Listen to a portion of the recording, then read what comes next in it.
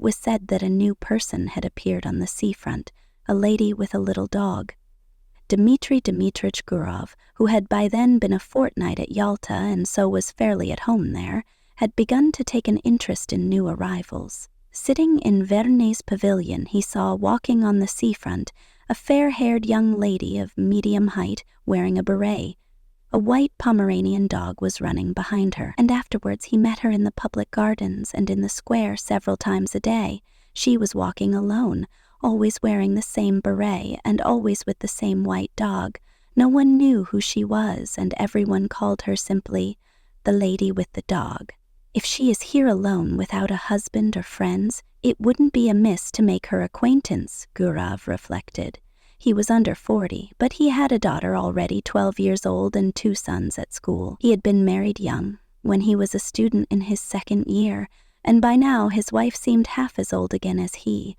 She was a tall, erect woman with dark eyebrows, staid and dignified, and, as she said of herself, intellectual.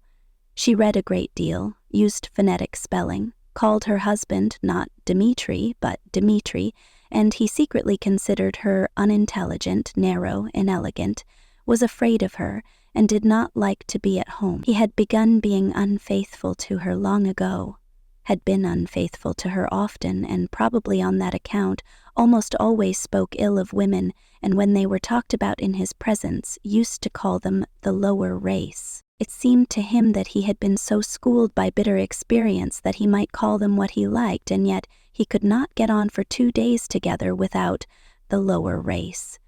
In the society of men he was bored and not himself. With them he was cold and uncommunicative. But when he was in the company of women he felt free and knew what to say to them and how to behave, and he was at ease with them even when he was silent. In his appearance, in his character, in his whole nature, there was something attractive and elusive which allured women and disposed them in his favor. He knew that, and some force seemed to draw him too to them. Experience, often repeated, truly bitter experience, had taught him long ago that with decent people, especially Moscow people, always slow to move and irresolute, every intimacy which, at first, so agreeably diversifies life and appears a light and charming adventure, inevitably grows into a regular problem of extreme intricacy, and in the long run the situation becomes unbearable.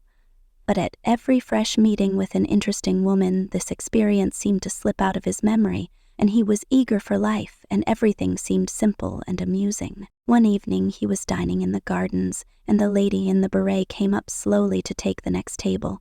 Her expression, her gait, her dress, and the way she did her hair told him that she was a lady, that she was married, that she was in Yalta for the first time and alone, and that she was dull there. The stories told of the immorality in such places as Yalta are to a great extent untrue.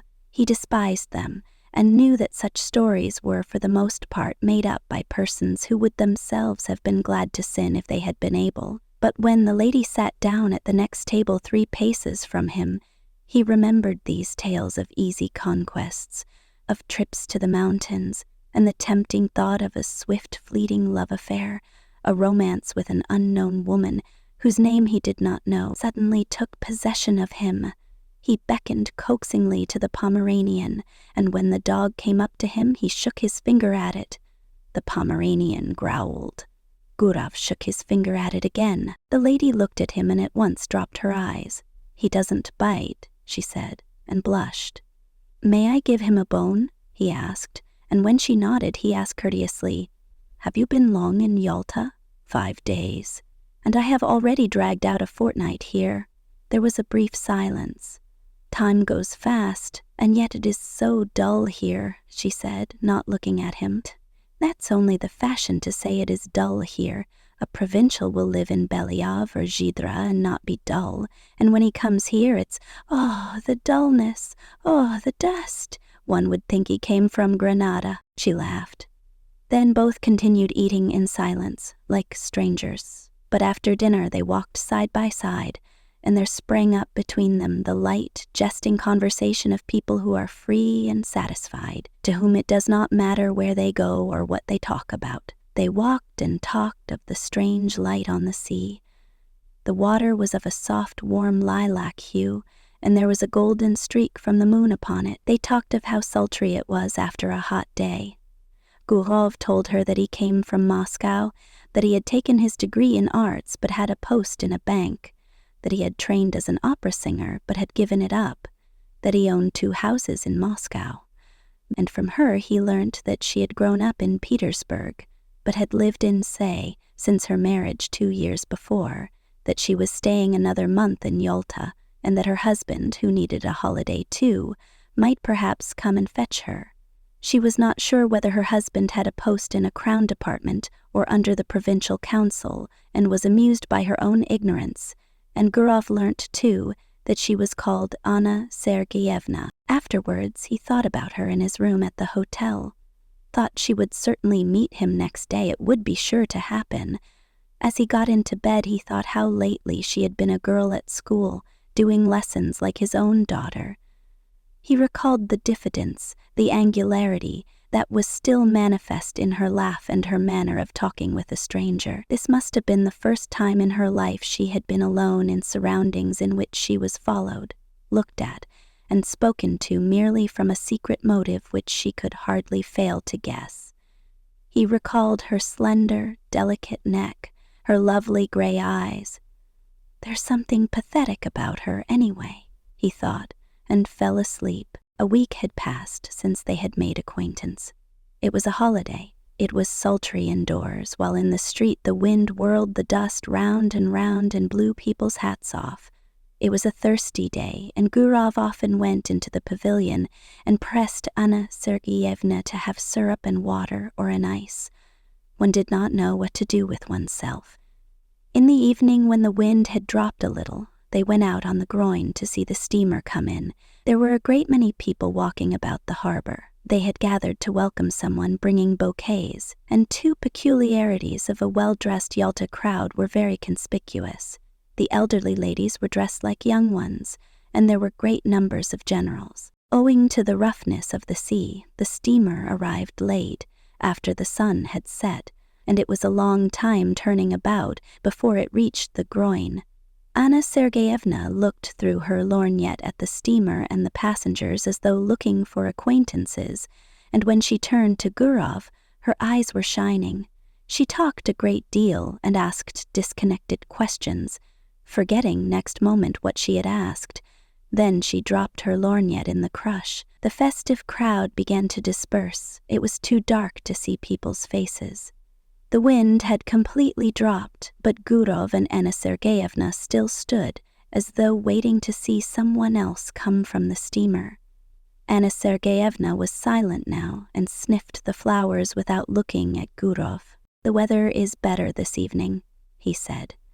"Where shall we go now? Shall we drive somewhere?" She made no answer. Then he looked at her intently, and all at once put his arm round her and kissed her on the lips and breathed in the moisture and the fragrance of the flowers. And he immediately looked round him, anxiously wondering whether anyone had seen them. "Let us go to your hotel," he said softly, and both walked quickly. The room was close and smelt of the scent she had bought at the Japanese shop. Gurov looked at her and thought, what different people one meets in the world. From the past he preserved memories of careless, good-natured women who loved cheerfully and were grateful to him for the happiness he gave them, however brief it might be, and of women like his wife, who loved without any genuine feeling, with superfluous phrases affectedly, hysterically, with an expression that suggested that it was not love nor passion, but something more significant, and of 2 or 3 others, very beautiful, cold women, on whose faces he had caught a glimpse of a rapacious expression, an obstinate desire to snatch from life more than it could give, and these were capricious, unreflecting, domineering, unintelligent women, not in their first youth, and when Gurov grew cold to them, their beauty excited his hatred, and the lace on their linen seemed to him like scales. But in this case there was still the diffidence, the angularity of inexperienced youth, an awkward feeling, and there was a sense of consternation, as though someone had suddenly knocked at the door. The attitude of Anna Sergeyevna, the lady with the dog, to what had happened was somehow peculiar, very grave, as though it were her fall. So it seemed, and it was strange and inappropriate. Her face dropped and faded, and on both sides of it her long hair hung down mournfully. She mused in a dejected attitude, like the woman who was a sinner in an old-fashioned picture. "It's wrong," she said. "You will be the first to despise me now." There was a watermelon on the table. Gurov cut himself a slice and began eating it without haste. There followed at least half an hour of silence. Anna Sergeyevna was touching. There was about her the purity of a good, simple woman who had seen little of life. The solitary candle burning on the table threw a faint light on her face, yet it was clear that she was very unhappy. "How could I despise you?" asked Gurov. "You don't know what you are saying." "God, forgive me," she said, and her eyes filled with tears. "It's awful. You seem to feel you need to be forgiven." "Forgiven? No, I am a bad, low woman. I despise myself and don't attempt to justify myself. It's not my husband but myself I have deceived. And not only just now, I have been deceiving myself for a long time. My husband may be a good, honest man, but he is a flunky. I don't know what he does there, what his work is, but I know he is a flunky. I was 20 when I was married to him. I have been tormented by curiosity. I wanted something better. There must be a different sort of life, I said to myself. I wanted to live, to live, to live. I was fired by curiosity. You don't understand it, but I swear to God I could not control myself. Something happened to me. I could not be restrained. I told my husband I was ill and came here. And here I have been walking about as though I were dazed, like a mad creature. And now I have become a vulgar, contemptible woman whom anyone may despise. Gurov felt bored already, listening to her. He was irritated by the naive tone, by this remorse, so unexpected and inopportune. But for the tears in her eyes, he might have thought she was jesting or playing a part. "I don't understand," he said softly. "What is it you want?" She hid her face on his breast and pressed close to him. Believe me, I beseech you. I love a pure, honest life, and sin is loathsome to me. I don't know what I am doing. Simple people say, the evil one has beguiled me, and I may say of myself now that the evil one has beguiled me. Hush, hush. Dat, he muttered. He looked at her fixed, scared eyes, kissed her, talked softly and affectionately, and by degrees she was comforted, and her gaiety returned. They both began laughing. Afterwards, when they went out, there was not a soul on the seafront. The town, with its cypresses, had quite a death-like air, but the sea still broke noisily on the shore. A single barge was rocking on the waves, and a lantern was blinking sleepily on it. They found a cab and drove to Oranda. "I found out your surname in the hall just now. It was written on the board." "Von Dideritz," said Gurov. "Is your husband a German?" "No, I believe his grandfather was a German, but he is an Orthodox Russian himself." At Oreanda they sat on a seat not far from the church, looked down at the sea, and were silent. Yalta was hardly visible through the morning mist. White clouds stood motionless on the mountain tops. The leaves did not stir on the trees. Grasshoppers chirruped, and the monotonous, hollow sound of the sea rising up from below spoke of the peace, of the eternal sleep awaiting us. So it must have sounded when there was no Yalta, no Oreanda here. So it sounds now, and it will sound as indifferently and monotonously when we are all no more. And in this constancy, in this complete indifference to the life and death of each of us, there lies hid, perhaps, a pledge of our eternal salvation, of the unceasing movement of life upon earth, of unceasing progress towards perfection. Sitting beside a young woman who in the dawn seemed so lovely, soothed and spellbound in these magical surroundings, the sea, mountains, clouds, the open sky, Gurov thought how in reality everything is beautiful in this world when one reflects.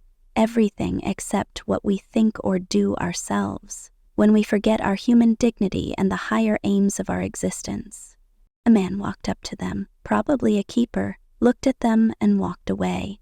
And this detail seemed mysterious and beautiful too. They saw a steamer come from Theodosia with its lights out in the glow of dawn.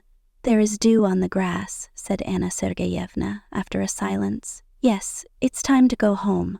They went back to the town. Then they met every day at 12 o'clock on the seafront, lunched and dined together, went for walks, admired the sea. She complained that she slept badly, that her heart throbbed violently. Asked the same questions, troubled now by jealousy and now by the fear that he did not respect her sufficiently, and often in the square or gardens, when there was no one near them, he suddenly drew her to him and kissed her passionately. Complete idleness. These kisses in broad daylight while he looked round in dread of someone seeing them, the heat, the smell of the sea, and the continual passing to and fro before him of idle, well-dressed, well-fed people, made a new man of him. He told Anna Sergeyevna how beautiful she was, how fascinating. He was impatiently passionate. He would not move a step away from her, while she was often pensive and continually urged him to confess that he did not respect her, did not love her in the least, and thought of her as nothing but a common woman. Rather late almost every evening they drove somewhere out of town, to Oreanda or to the waterfall, and the expedition was always a success. The scenery invariably impressed them as grand and beautiful. They were expecting her husband to come, but a letter came from him saying that there was something wrong with his eyes, and he entreated his wife to come home as quickly as possible. Anna Sergeyevna made haste to go. "It's a good thing I am going away," she said to Gurov. "It's the finger of destiny." She went by coach and he went with her. They were driving the whole day, when she had got into a compartment of the express, and when the second bell had rung, she said, "Let me look at you once more. Dot. Look at you once again. That's right."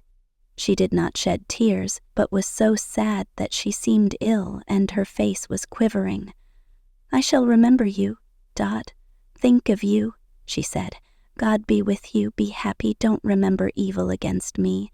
We are parting forever. It must be so, for we ought never to have met. Well, God be with you." The train moved off rapidly. Its lights soon vanished from sight, and a minute later there was no sound of it, as though everything had conspired together to end as quickly as possible that sweet delirium, that madness.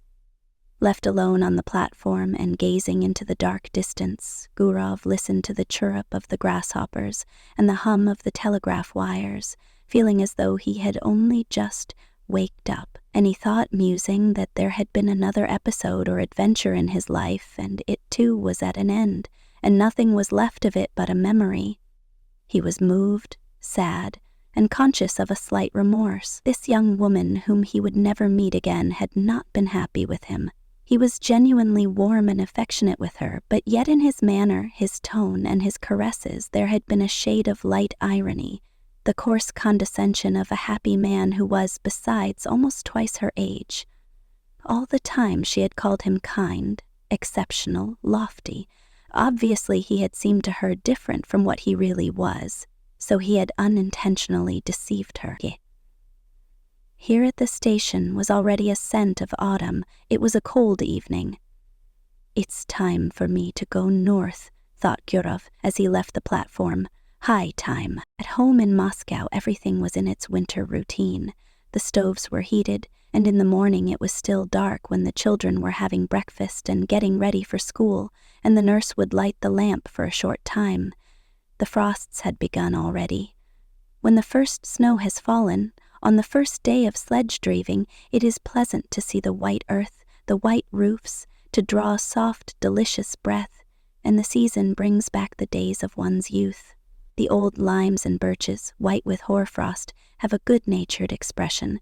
They are nearer to one's heart than cypresses and palms, and near them one doesn't want to be thinking of the sea and the mountains. Gurov was Moscow-born. He arrived in Moscow on a fine frosty day, and when he put on his fur coat and warm gloves and walked along Petrovka, And when on Saturday evening he heard the ringing of the bells, his recent trip and the places he had seen lost all charm for him. Little by little, he became absorbed in Moscow life, greedily read 3 newspapers a day, and declared he did not read the Moscow papers on principle. He already felt a longing to go to restaurants, clubs, dinner parties, anniversary celebrations, and he felt flattered at entertaining distinguished lawyers and artists, and at playing cards with a professor at the doctor's club. He could already eat a whole plateful of salt fish and cabbage. In another month, he fancied, the image of Anna Sergeyevna would be shrouded in a mist in his memory, and only from time to time would visit him in his dreams with a touching smile as others did.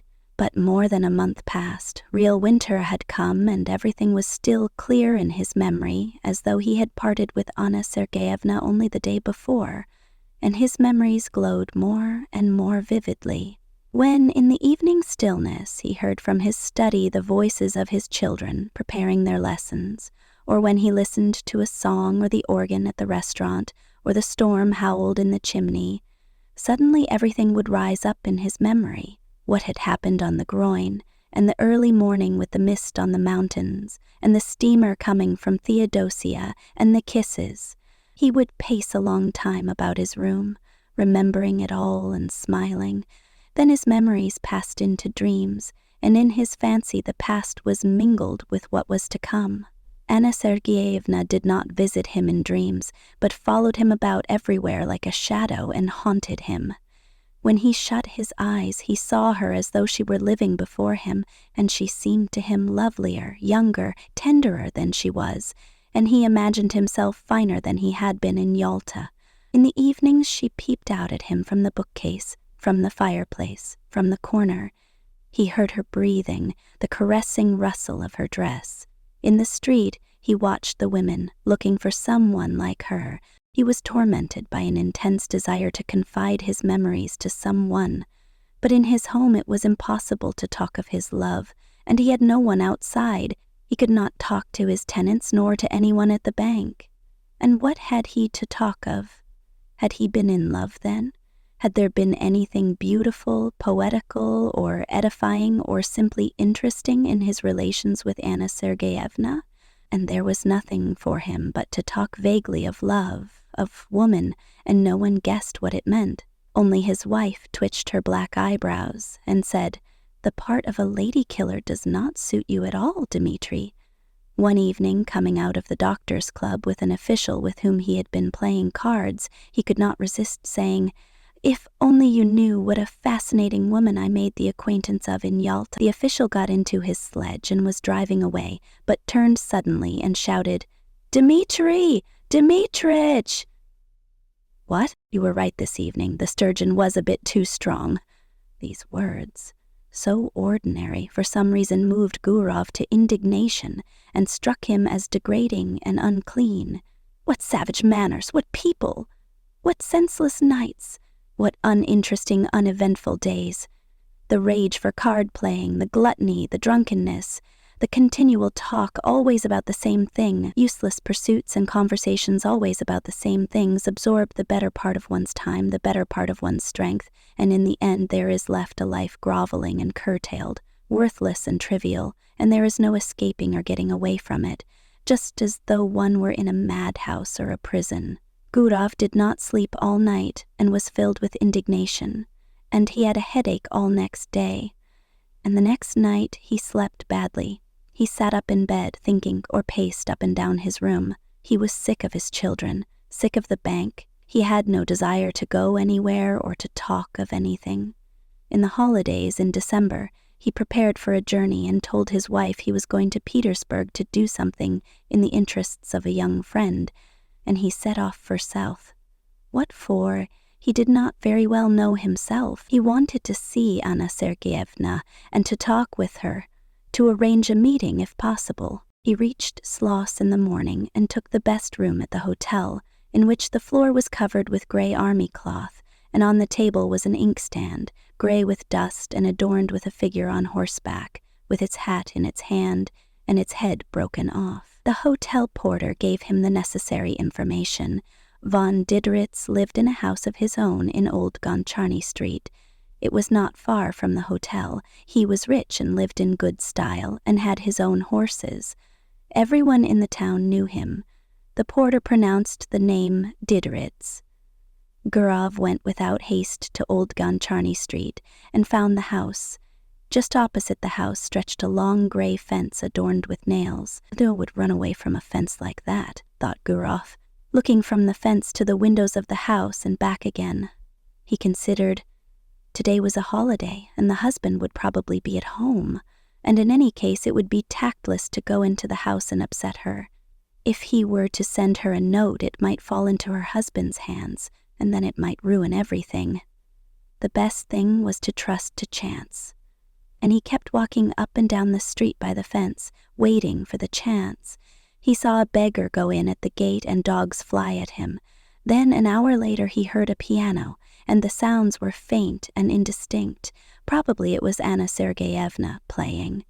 The front door suddenly opened, and an old woman came out, followed by the familiar white Pomeranian. Gurov was on the point of calling to the dog, but his heart began beating violently, and, in his excitement, he could not remember the dog's name. He walked up and down, and loathed the gray fence more and more, and by now he thought irritably that Anna Sergeyevna had forgotten him, and was perhaps already amusing herself with someone else, and that was very natural in a young woman who had nothing to look at from morning till night but that confounded fence. He went back to his hotel room and sat for a long while on the sofa, not knowing what to do. Then he had dinner and a long nap. How stupid and worrying it is, he thought when he woke and looked at the dark windows. It was already evening. Here I've had a good sleep for some reason. What shall I do in the night? He sat on the bed, which was covered by a cheap gray blanket, such as one sees in hospitals, and he taunted himself in his vexation. So much for the lady with the dog, ... so much for the adventure. You're in a nice fix. That morning at the station, a poster in large letters had caught his eye. The geisha was to be performed for the first time. He thought of this and went to the theater. It's quite possible she may go to the first performance, he thought. The theater was full. As in all provincial theaters, there was a fog above the chandelier. The gallery was noisy and restless. In the front row, the local dandies were standing up before the beginning of the performance, with their hands behind them. In the governor's box, the governor's daughter, wearing a boa, was sitting in the front seat, while the governor himself lurked modestly behind the curtain, with only his hands visible. The orchestra was a long time tuning up. The stage curtain swayed. All the time the audience were coming in and taking their seats. Gurov looked at them eagerly. Anna Sergeyevna, too, came in. She sat down in the third row, and when Gurov looked at her, his heart contracted, and he understood clearly that for him there was in the whole world no creature so near, so precious, and so important to him. She, this little woman, in no way remarkable, lost in a provincial crowd, with a vulgar lorgnette in her hand, filled his whole life now, was his sorrow and his joy, the one happiness that he now desired for himself. And to the sounds of the inferior orchestra, of the wretched provincial violins, he thought how lovely she was. He thought and dreamed. A young man with small side whiskers, tall and stooping, came in with Anna Sergeyevna and sat down beside her. He bent his head at every step and seemed to be continually bowing. Most likely this was the husband whom at Yalta, in a rush of bitter feeling, she had called a flunky, and there really was in his long figure, his side whiskers, and the small bald patch on his head, something of the flunky's obsequiousness. His smile was sugary, and in his buttonhole there was some badge of distinction, like the number on a waiter. During the first interval the husband went away to smoke. She remained alone in her stall. Gurov, who was sitting in the stalls too, went up to her and said in a trembling voice, with a forced smile, "Good evening." She glanced at him and turned pale, then glanced again with horror, unable to believe her eyes, and tightly gripped the fan and the lorgnette in her hands, evidently struggling with herself not to faint. Both were silent. She was sitting, he was standing, frightened by her confusion and not venturing to sit down beside her.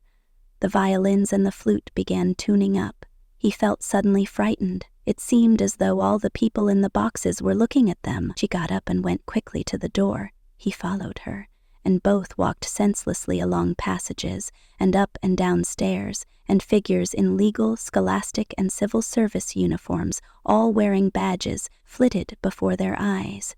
They caught glimpses of ladies, of fur coats hanging on pegs. The drafts blew on them, bringing a smell of stale tobacco. And Gurov, whose heart was beating violently, thought, "Oh, heavens, why are these people here in this orchestra?" And at that instant he recalled how when he had seen Anna Sergeyevna off at the station, he had thought that everything was over, and they would never meet again. But how far they were still from the end.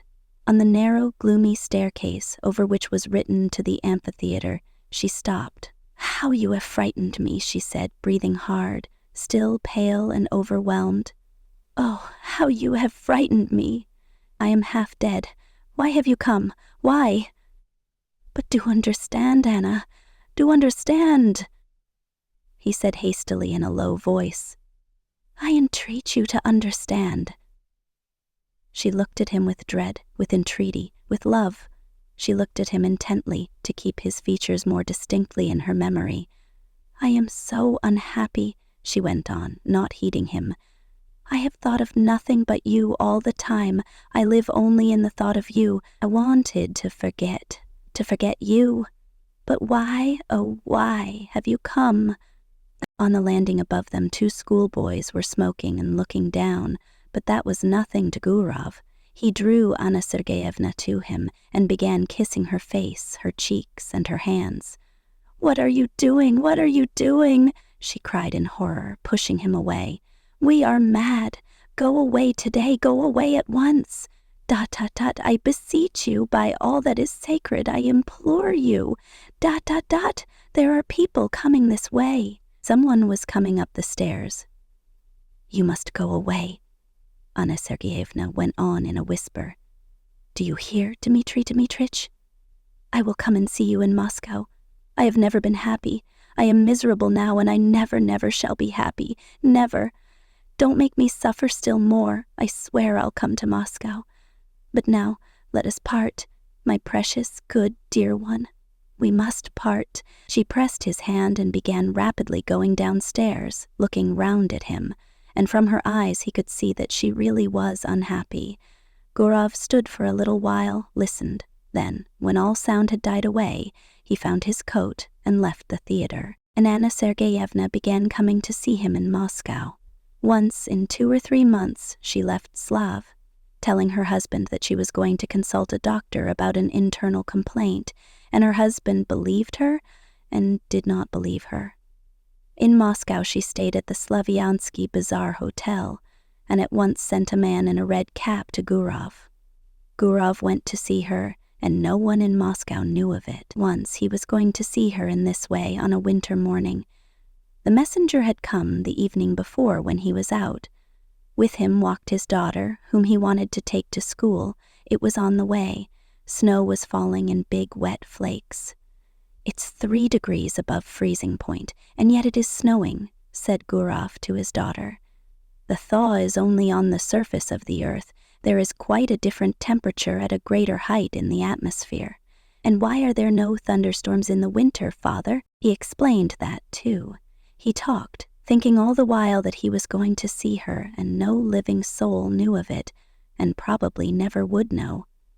He had 2 lives, one open, seen and known by all who cared to know, full of relative truth and of relative falsehood, exactly like the lives of his friends and acquaintances, and another life running its course in secret, and through some strange, perhaps accidental, conjunction of circumstances, everything that was essential, of interest and of value to him, everything in which he was sincere and did not deceive himself, everything that made the kernel of his life, was hidden from other people, and all that was false in him, the sheath in which he hid himself to conceal the truth, such, for instance, as his work in the bank, his discussions at the club, his lower race, his presence with his wife at anniversary festivities, all that was open, and he judged of others by himself, not believing in what he saw, and always believing that every man had his real, most interesting life under the cover of secrecy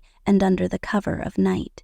All personal life rested on secrecy, and possibly it was partly on that account that civilized man was so nervously anxious that personal privacy should be respected. After leaving his daughter at school, Gurov went on to the Slaviansky bazaar. He took off his fur coat below, went upstairs, and softly knocked at the door. Anna Sergeyevna, wearing his favorite gray dress, exhausted by the journey and the suspense, had been expecting him since the evening before. She was pale, she looked at him and did not smile, and he had hardly come in when she fell on his breast. Their kiss was slow and prolonged, as though they had not met for 2 years. "Well, how are you getting on there?" he asked. "What news? Wait, I'll tell you directly. Dodo, I can't talk." She could not speak, she was crying. She turned away from him and pressed her handkerchief to her eyes. "Let her have her cry out. I'll sit down and wait," he thought, and he sat down in an armchair. Then he rang and asked for tea to be brought him. And while he drank his tea, she remained standing at the window with her back to him. She was crying from emotion, from the miserable consciousness that their life was so hard for them. They could only meet in secret, hiding themselves from people, like thieves. Was not their life shattered? "Come, do stop," he said. It was evident to him that this love of theirs would not soon be over, that he could not see the end of it. Anna Sergeyevna grew more and more attached to him. She adored him, and it was unthinkable to say to her that it was bound to have an end some day. Besides, she would not have believed it. He went up to her and took her by the shoulders to say something affectionate and cheering, and at that moment he saw himself in the looking-glass. His hair was already beginning to turn gray, and it seemed strange to him that he had grown so much older, so much plainer during the last few years.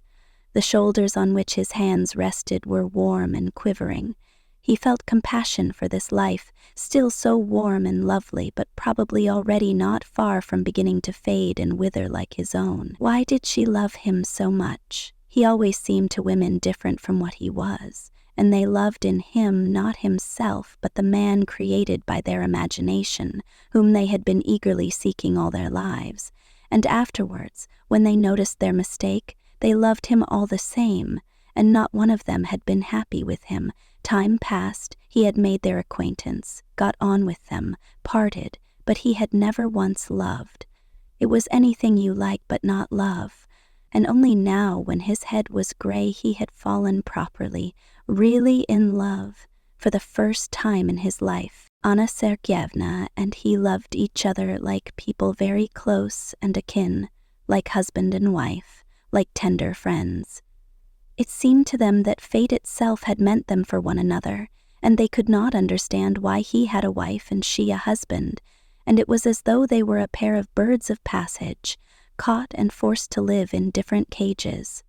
They forgave each other for what they were ashamed of in their past. They forgave everything in the present and felt that this love of theirs had changed them both.